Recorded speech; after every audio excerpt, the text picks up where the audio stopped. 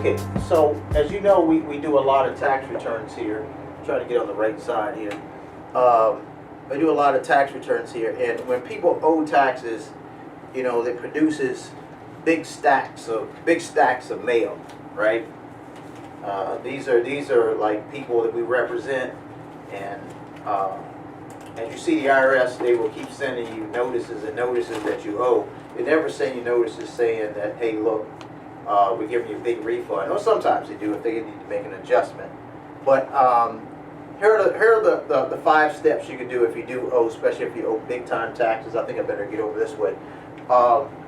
You could do nothing, right? You could just get all these letters right here. Boom, boom, boom. Boom. All right, you can get all these letters and do nothing. And when you do nothing, penalties increase, interest increases. They'll file a general lien to the county in which you reside in. Most people think it's a lien on a specific piece of property. It's a general lien that's filed with the county in which you live in. So if you were to sell your house you live in, then the IRS would have a right to actually receive the proceeds once you sell that house at closing. So when they do their title search, you know, that lien will show up. So if you're going to sell that house, the IRS can go in and take the money. So you can do nothing, which is probably not a good thing to do, right? You can pay it. You know, if you got a lot of money and say somebody owes, I've seen cases people owe $300,000, $1 million, whatever. You got the money, you could just pay it, right? Then your problems go away. And this is the IRS and the state. I don't want to keep saying IRS. All right. So another thing you can do is you can deem the debt as uncollectible. That's when you tell the IRS, hey, look, I'm out of work, I'm sick, or some other circumstance, and what will happen is they'll say, okay, well, fill out this form and we can determine whether we can collect the debt or not. And usually if you can qualify for this, they will actually not do any enforcement on you for, usually it's about 2 years. And they'll check back on you in about 2 years. So I've seen cases where they even take longer than that.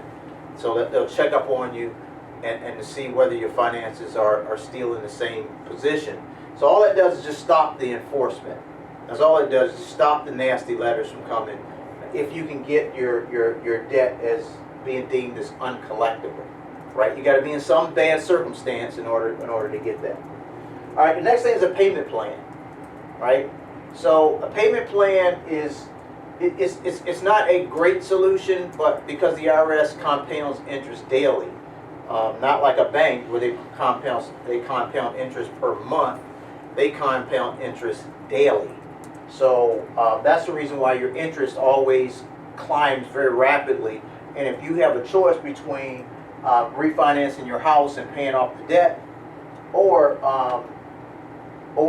just paying the IRS with a payment plan, it's better to just go refinance your house, right? Because your house is going to give you an interest rate of about 4%.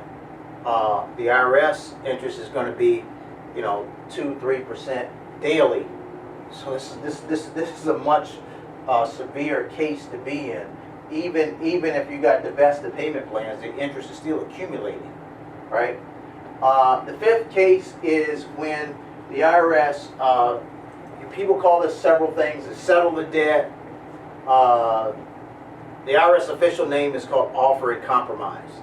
That's when the IRS looks at your ability to pay.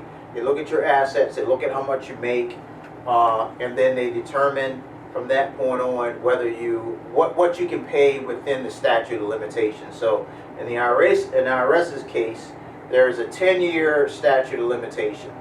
So the IRS, they have 10 years to collect the debt from the time you either file the tax return or the tax return the debt becomes due. You got 10 years basically. I'm just going to say it generally. You got 10 years to actually for the IRS to collect the debt. Now there are certain things that could happen that extend that 10 years.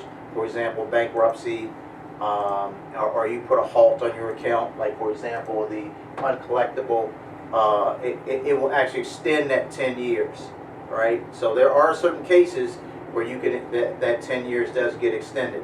You're in appeals. You're appealing the debt. You're saying that the debt is either not correct or the debt is not yours. While that case is in appeals, then what happens is the statute gets extended for the period that you actually are in appeals. So again, they got 10 years to actually collect the debt. That's the main thing. So what the IRS does is they say, okay, I'm going to look at your assets, I'm going to look at how much you make, and I'm going to make a determination how much I can really collect within the statute of limitations. So if your debt with the IRS, for example, is 4 years, is 4 years old, then they got 6 years to actually calculate. Actually collect on your debt. So they look at how much you make. So if you make, say, $500 after expenses per month, it's a quick, easy calculation. They say $500 times 12 months out of a year for the 6 years, and this is how much I can collect, plus whatever equity that you have in your houses, whatever equity you have in your house, in your cars, or whatever equity you have. They're going to add that number to that number, that calculated number I just described, and they're going to say, okay, reasonably, this is what I can collect within the statute. So they take that number, and that basically becomes the number that you're going to offer to the IRS. Right? So you might offer something less than that, but the IRS is going to come back and say, no, but wait a minute, you make this amount of money, you have this much of equity, and this is our calculation, and we're willing to do this. Right? So those are the 5 options that you have. Do nothing, pay, get it as uncollectible, payment plan, or offer a compromise. Of course, this is the best solution right here if you do owe. But there are some stipulations. They just don't accept your offer and compromise just because you put it in, right? There's got to be the circumstances along with the numbers that they would actually give you this offer and compromise. And I'll go into that in another video. But there are other circumstances in which determines whether you're going to get this offer and compromise. So stay tuned, and we'll do that particular lecture in the days to come. Hey everyone, if you think this information is informative, bold, and it solves your problem, hey, just hit us up on YouTube, check us out, and don't forget to subscribe. Please subscribe, because we want to get really good at content, really good information out there. And let me just tell you the reason why I do this. This is what I really believe. Check me out. I believe that everyone deserves to be their best.